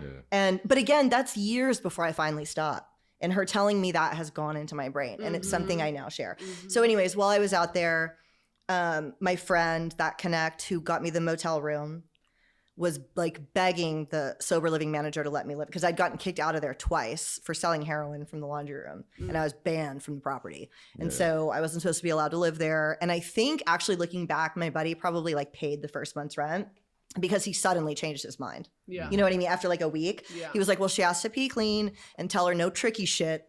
His girlfriend who helped him run it, he was like, she's going to be doing it and nothing, you know, whatever her sorcery is. And so they would like have me like drop my pants, put my hands up, like turn in Yeah. a circle, and they would put a cup. They fashioned like a coat hanger with a hook at the end. Because Yeah. again, these are not fancy rehabs, right? So I think they actually make something for this, Yeah. but they just took a coat hanger and wrapped it around a cut. Like a cup, Yeah. and she would hold it under me and be like, Mhm. all right, go, and try to Yeah. catch Yeah. me peeing. Yeah. So anyways, I moved into that sober living and I had done one thing before I went to that doghouse. Because I still was certified to teach, right? And I would get clean and teach for maybe like 30 days sometimes. And so I'd gone online on Craigslist and I saw a studio in Encinitas hiring a spin and bar teacher. So I sent an email when I was strung out, Mhm. obviously didn't go to the audition. And when I came back, the owner of that sober living said, all right, you got to get a job, whatever. And so I emailed her again and auditioned. That's the studio I owned Mm. 4 years later. I Yeah. bought that studio. Wow. That's Cybrid. Wow. So I auditioned. I got the job. I started with 1 class a week on Saturdays, like half spin, half bar. And then that grew. Someone gave me a car, which was like such a miracle. At 7 months, Yeah. somebody actually gave me a car. And I ended up meeting my husband at a 12-step meeting in year like 3.5. Mm. We got married and I was able to buy that studio. Studio. Yes. Do And you I still ended have up it? owning no, I sold it in 2022. Yeah. So we owned it through COVID, but it was actually like great. We actually did well during that time. Like we were able to go outside and it ended up Yeah. being like an amazing place. That's But cool. yeah, so I also started working, started doing steps and I got a commitment for the first time, which I had never done. Like there are things that I did that were different this Right. time. I had the same sponsor that I'd had for a while. I love her. She's like a huge part of why I've been successful this time, Mm. know? Right. Do you have any kids? No. No.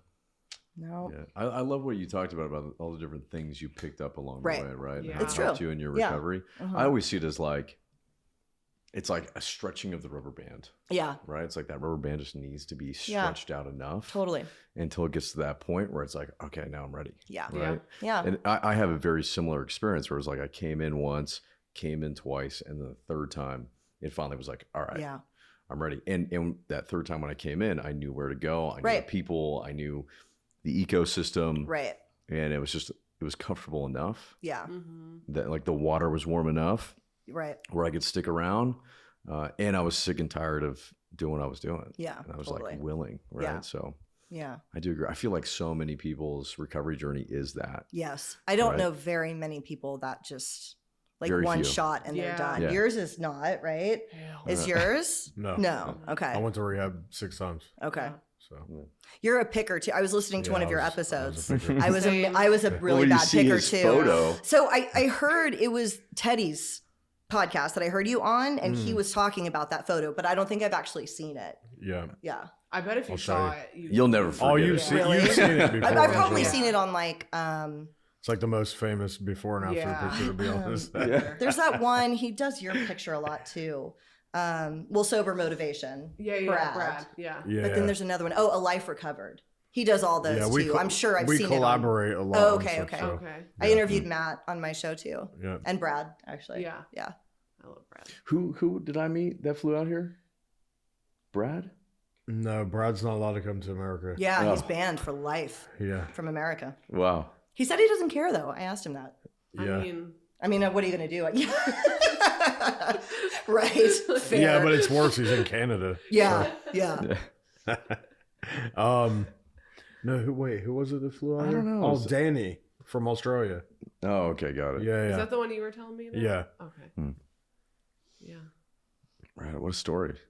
Yeah. It's crazy. So, like, I don't know. I'm so grateful for all of that stuff. And that's one of the things I try to share about the most too, is that I was so embarrassed, like, at how my life had turned out. You know what I mean? Because I did have this good family and I did well academically, you know, and to end up where I ended up, like, I never wanted anyone to know. Like, I was taking the bus to that studio and I would walk behind all the buildings so that, like, no one would see me taking the bus. And I was, like, so embarrassed.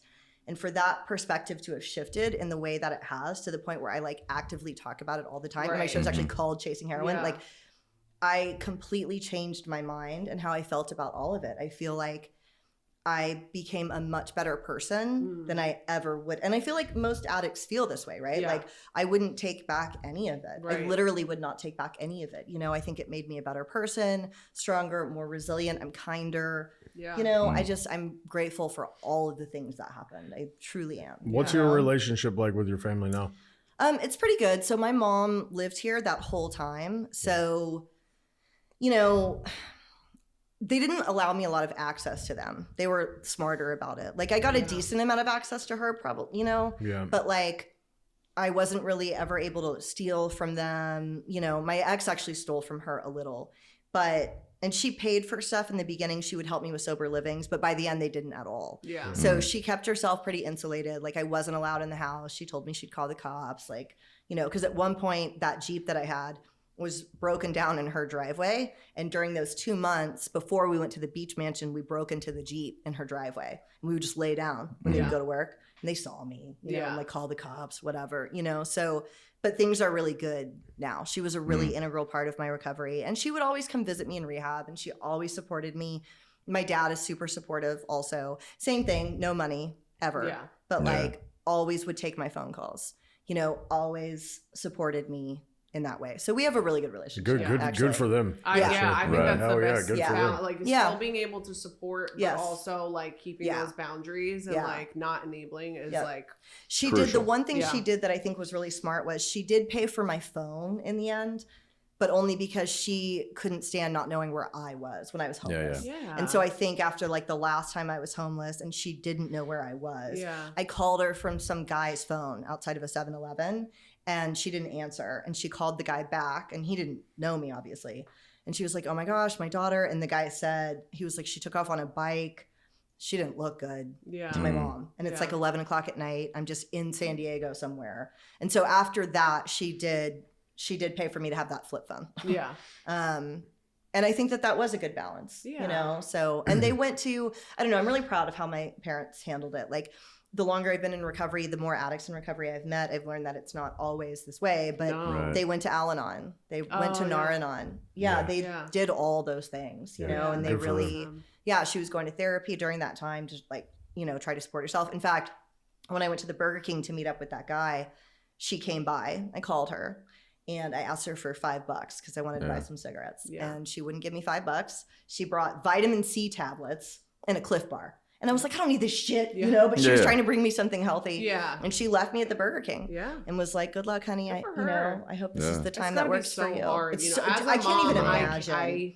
Oh yeah, think about that. Yeah. Like I know that that's what you have to do. Yeah. You know, like. But well, my husband so he has 9 months now, but my husband relapsed bad for like a year and a half, about 2 years ago. Yeah.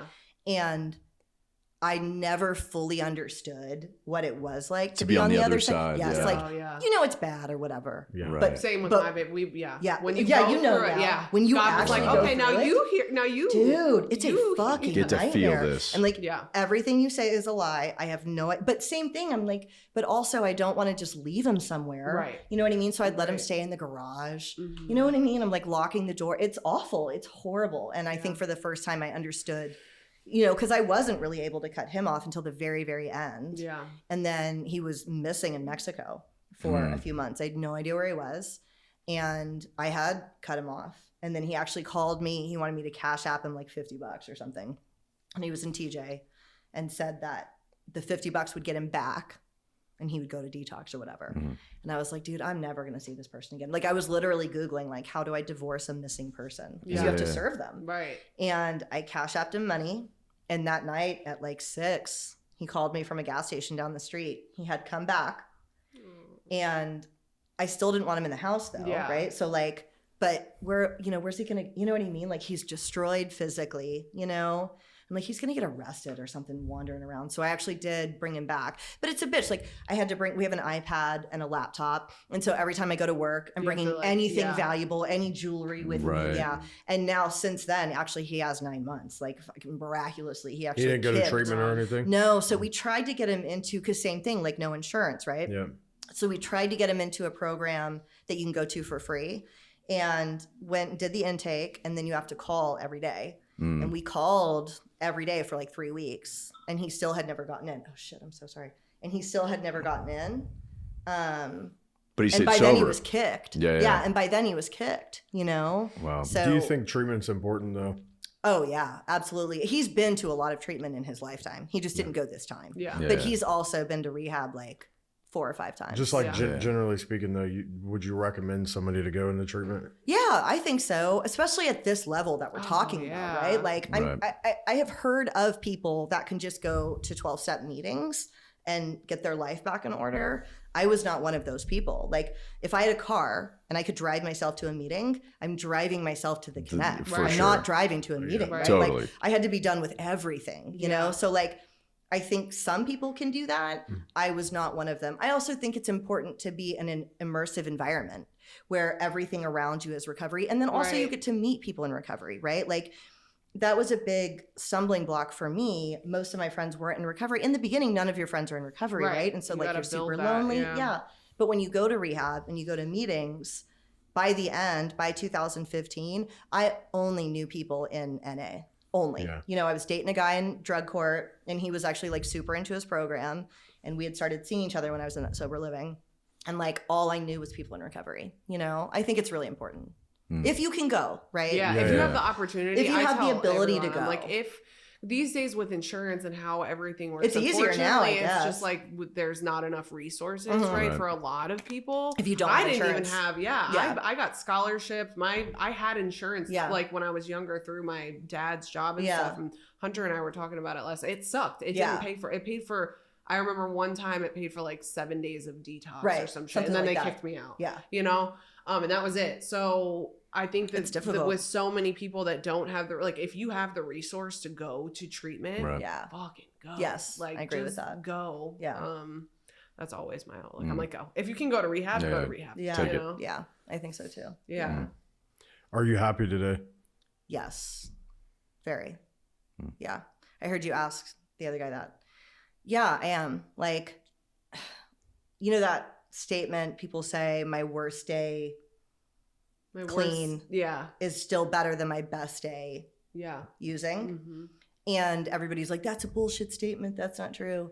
But like, honestly, I've never said this before. For me, that's kind of true because even if I had good days using, I knew that I was chemically altered and it was separating me from my spirit.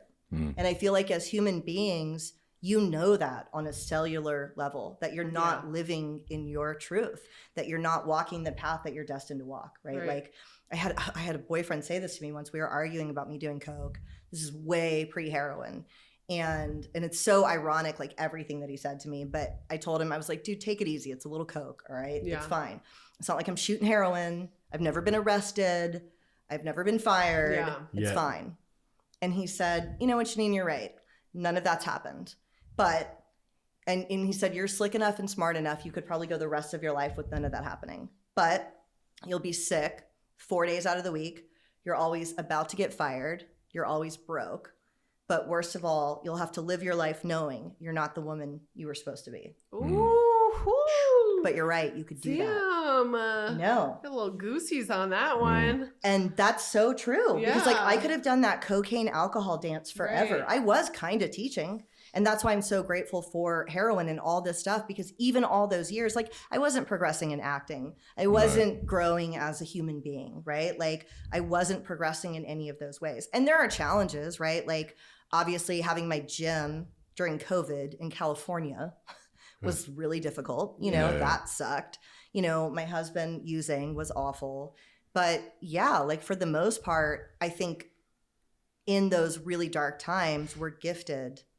I know it kind of sounds cliche, but we're gifted with this immense gratitude for just really basic things, you know? For sure. So yeah, I am, you know, I am. I like what he said. Yes. And there's work to do, of course. You know what I mean? Like I want to do, like I want my show to get bigger and you know what I mean? Like I've got goals. Yeah. But yeah, I am. I totally am. Yeah. Love that. Yeah. What a journey, man. Yeah. It's crazy, right? From Georgia, growing up that way, Yeah. and then not getting into it until you were like a little bit Until later like in later. life. You know what I mean? Yeah. But in a way, I also think that's kind of good too. Like my husband started using at 16 and you know, your brain is still developing, right? Yeah. And I feel like I lived some life in my 20s. Like I went to Yeah. You Paris. miss out. I went to Yeah. England. Yeah. Yeah. And so like I also knew what a different life for me could look like. Right, And I feel like I see right. some people that started using young. And, you know, my husband went to prison when he was 19 for the first time. Yeah. And so it's like I got to have kind of all this life experience. Like I knew there was something on the other side of using. And if it's all you know, I feel like it's harder to know this is not what I want to That be was me. doing. Yeah, like I didn't know any you different. use I so was young. using- yeah. Right, exactly. Yeah. Huh. So, Yeah, it's a really good point. you Yeah. know. I mean, like you, I mean, 12. Yeah. Damn, really? Yeah. Started smoking weed and drinking at 12. Yeah. Same. Mm-hmm. Yeah. Was that, I mean, would you say that that's true? What she said about not having a life, like not knowing really what was on the other side of sobriety if you got sober? Yeah. Well, and also growing up where I grew up at as well, you're quite closed-minded. In West too. Virginia. Yeah. Yeah. Yeah. I didn't know what was out there. Even whenever I was a bit older, my parents were like, we want you to get out of here. And I was like, why would I want to go anywhere? Right. Right. You know, Right. I have everything I need. You're like, this is it for me. Or if This you've never is it had a for me. job, right? Like Right. my Yeah. husband also, he never really had a job. He worked at Right. like Jamba Juice and Starbucks when he was clean. You know what I mean? He had Right. no idea. And so like you're 29, you have no idea what you want to do as a career. And it's hard to Yeah. get sober. Yeah. You know what I mean? Yeah. I like had this career. I knew I'll go back to fitness. I'm good at it. You know what I mean? I think it can help give you confidence For sure. as well. If you Yeah. know I have a skill set, you know what I mean? I Yeah. did live these years, Yeah. not strung out. Yeah. You know? Yeah. That's, you had a little upper. Yeah. I had to completely figure out. Right. I was like an infant basically. Right, totally. Like when I got sober, I was Yeah. like, I don't know who I am. I don't know what Yeah. I like to do. I have no idea what my life is going to look like. But Right. the cool part is I did get to like figure that stuff out. Yeah. But like I had to figure all of it out. Mhm. It Yeah. wasn't like I had no idea. Right. You know? Right. So what does your life look like today? So I'm still in fitness. I manage a studio. So we sold our studio in 2022. So bought it in 2019. And the really good thing about COVID was we were able to renovate the inside. So we like doubled the valuation of the studio. We switched these rooms around, whatever. So we were able to successfully sell it. And I still teach spin and I manage another studio. And then I have my show too. I have my Chasing Heroin podcast. Red. Yeah. Yeah. So 12 big steps. How shit. important is that in your life? Vital. Yeah. Like vital. Yes. And I know that obviously this is like the buzzword everybody says now, that there are many paths to recovery. I get it, right? Everybody says that. That's true. Mhm. For me, what I got from the steps changed my life.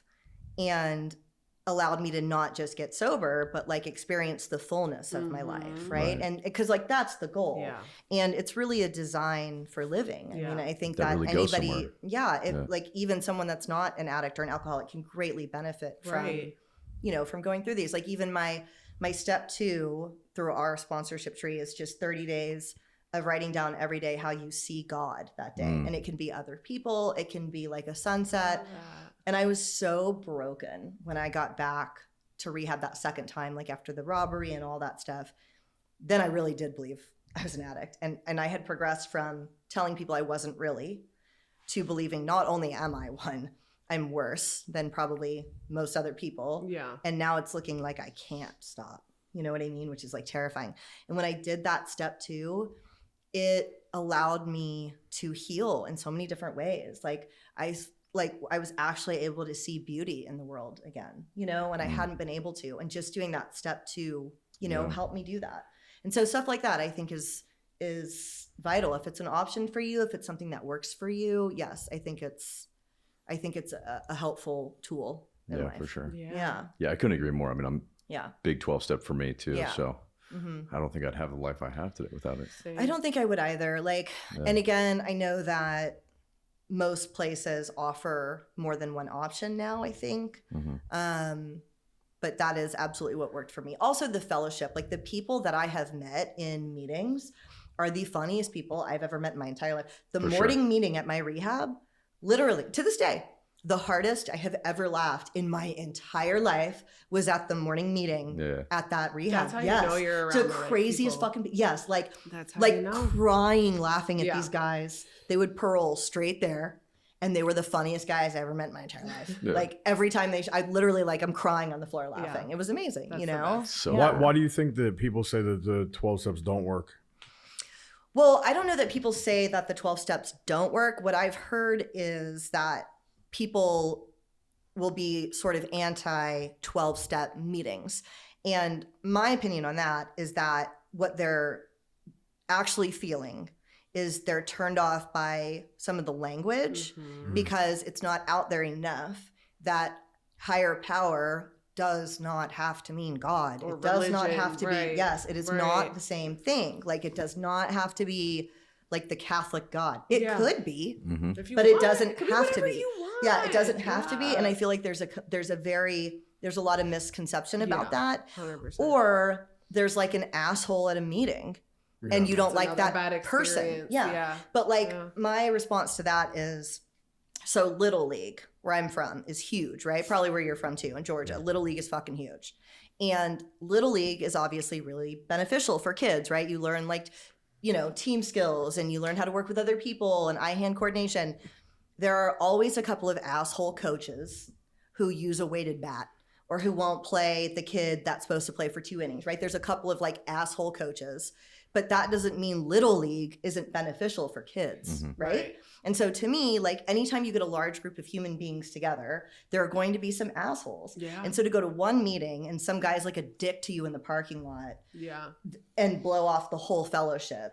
In my experience, that's usually what people But mean. what about for the people that say they've worked the 12 steps and then say that it doesn't work? Why do you think it doesn't work for them? I don't know. I don't know. I think it would be, I would have to evaluate that based on like the person, right? Do you know what I mean? Because I actually don't know if I know anyone that has worked the 12 steps.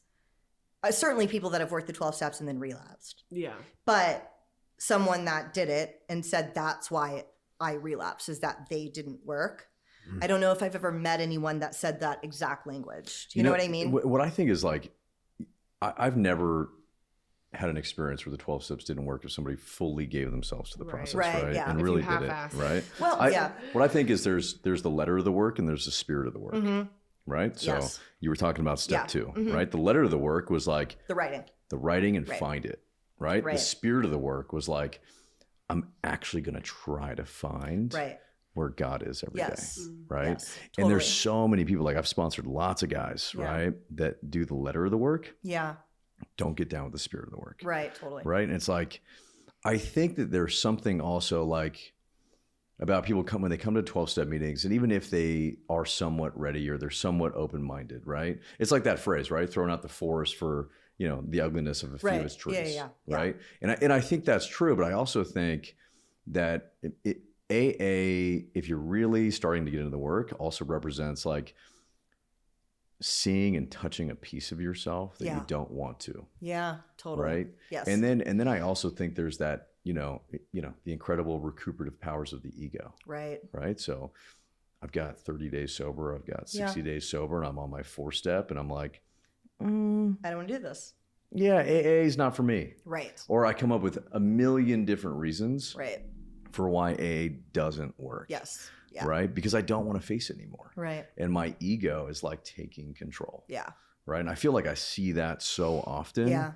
And at least in my like step lineage, right, it's all about like getting somebody through the work as quick as possible. Yeah. Right. Yeah. Like I got to get them to 10, 11, 12 and have a spiritual experience and a shift so that they're in. Right. Right. Totally. But like how often, right? Like as a sponsor or like whatever, it's like, okay, I'm going to give you the letter of the work.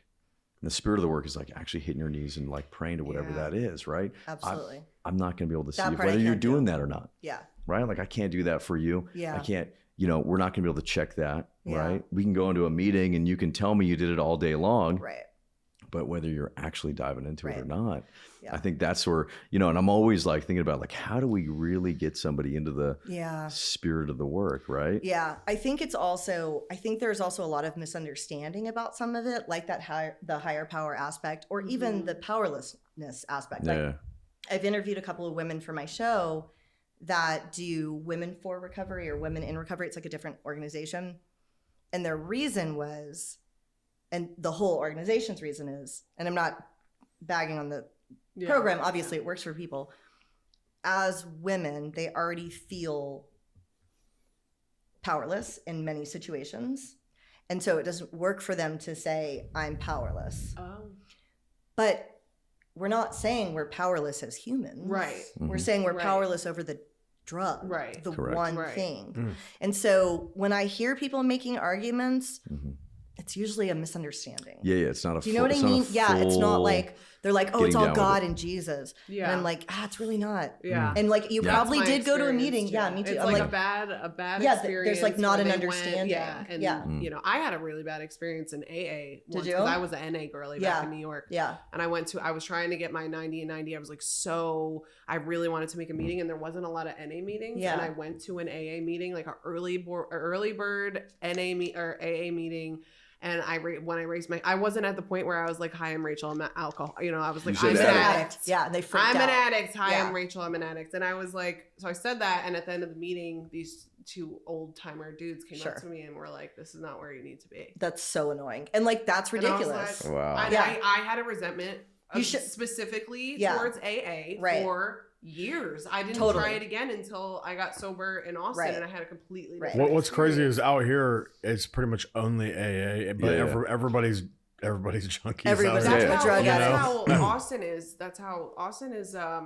We have, and it's so cool. I love it because we have HA, CA, we have CMA, HA, we have everything, and it makes it. I feel like it makes it feel more inclusive to the people that just come in and they're like, "Well, I'm not an alcoholic." It's like, all right, well, here's crystal meth. Here's cocaine. Here's heroin. Pick whatever you want to pick.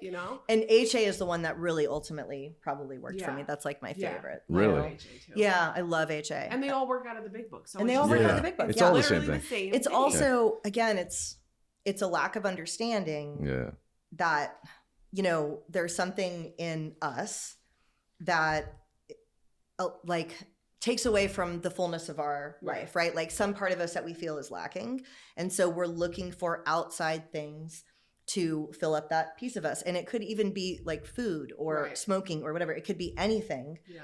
It's just a little bit more catastrophic, obviously, when it's heroin or crack or whatever. But like a little bit. The 12 steps are designed to take us out of that pattern of something from the outside to fill us up internally. And it doesn't matter what the substance is, really. But again, there's sort of like a lack of understanding about that. Like you can work the 12 steps with whatever like your thing is, But that's been my experience. I think most people And I get so irritated because especially on social media, there's so much pushback against 12-step, right? Like a ton. Yeah. And when I see what people are saying, I'm like, ugh, I can tell you didn't go to a meeting. Like, Right. I know you don't know. Yeah, You're yeah. saying what you heard someone else say. Yeah. You know what I mean? Yeah. So that's kind of how. Are you a 12-step person Oh, yeah. also? Okay, yeah. Oh yeah. Yeah. And again, if something else works for someone, I think that that's great.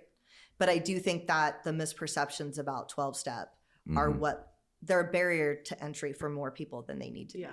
be. You know? Right. Yeah. Hmm. I went to meetings for 10 years before I actually got sober, and I didn't ever work this, not Right. once in that whole entire time Right. that I worked. And I was like, this This and I doesn't was work. like, yeah, I'm like, it's not fucking working. Like, Mhm. obviously nothing, it's just not working for Right. me. I literally did not actually do the work. Right. Not even once. And then as soon as I did, It worked. It worked. who would have freaking thought? Yeah, I was like, Yeah. what the? But that's also like the alcoholic plight. Yeah. You know Yes, what I it mean? is. Yeah. Like Yes, that's it what is. it We is. I all gotta feel do it that my way. own way. I Yeah. felt that way Like, too. I can go to the meetings Yeah. and just get, you know. At the I end- felt that way At too. the end, That's- you're like, why are they saying it works if you work it? Well, that's what Right. I'm saying. I'm like, Right. that's all it those. doesn't work, actually. Yeah. All of a sudden, Yeah. it's like when you get it and the shift happens, like all the phrases, you're like, Mm-hmm. oh, oh shit. my Holy God. shit. They're all right. They're That's annoying what as it's shit, saying. Yeah. but they're all right. Yeah. You know? It took Yeah. me a long ass time. But I feel like 12 Steps is such a great job at like I just do too. creating that ecosystem and that pool Yeah. where you just kind of keep coming back. Yeah, I Yeah. do too. And all the subliminal messaging that's in Mhm. there, that's all just moving in a good, positive direction. That's why I started my Right? show. Yeah. That's why I talk about it online because, like, you know, there's the traditions of anonymity or whatever. But Right. I'm like, no, we're not doing anybody any fucking favors by keeping this thing so secret and Right. anonymous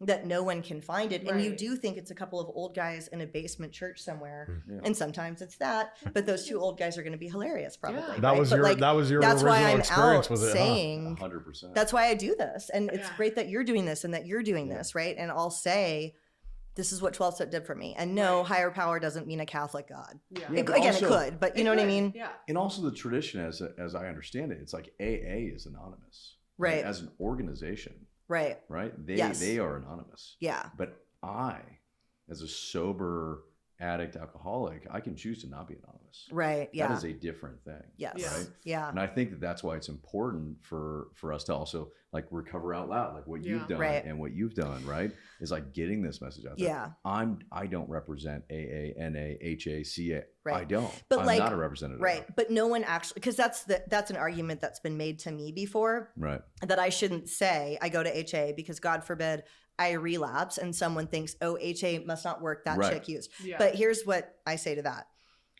People don't think that. It's like if your neighbor, Maria, who's a retired school teacher, gets a Peloton and she posts on Facebook that she loves her Peloton and she lost 20 pounds. No one is going to think she must represent Peloton. Yeah. You know what I Yeah. mean? She must work for Peloton. You're not going to think that. You're going to think she bought a fucking Peloton. And if you see her and she gained weight, you might think, wow, she must have quit ride that Peloton. Like no one is going to be like, Peloton doesn't work. Look at fucking Maria. Like nobody is Yeah. going to That's a think fire that. analogy. Yeah. It's I love true. that. No one Yeah. is going to think that. Also, it's out. Like I'm watching that show, The Wire, Yeah. and they went to a meeting and they read our actual stuff. And Yeah. I was like, okay, look, it's in social media or like it's in the media here. I'm not the first person talking about it. Or Dax Shepard relapsed, Oh, yeah. right? Yeah. And he talks about AA all the time. Yeah. Right. And like the institution still stands. It didn't crumble because Dax Shepard relapsed, right? Yeah, and so yeah. like I feel like some of that isn't accurate anymore. Yeah. You know? For sure. Mm. Absolutely. Yeah. Love So. that. Yeah. Yeah. Wow. It's a good This is story. amazing. I'm so Thank happy you came guys. out. I know, me too. I'm so happy. Me too. I'm so Me glad too. you're here. I could talk about drugs all day. Yeah, we can Yeah, go yeah. for forever. Thank you guys so Forever. much for having me. It's awesome. Yeah. Appreciate you coming out. Of course, dude. Thanks. Yeah, that's good. You want to take us out? How do we? How Are do we we- going to how say do the we- Serenity Prayer right now? I know that's how it felt. Yeah, God. AA wanna take us preamble. out? Yeah. Yeah. I think that's it. Thank you. Thank you guys. I'm really you. glad I was able to come up. Thank you so much. Yeah. Really appreciate it. Thank you.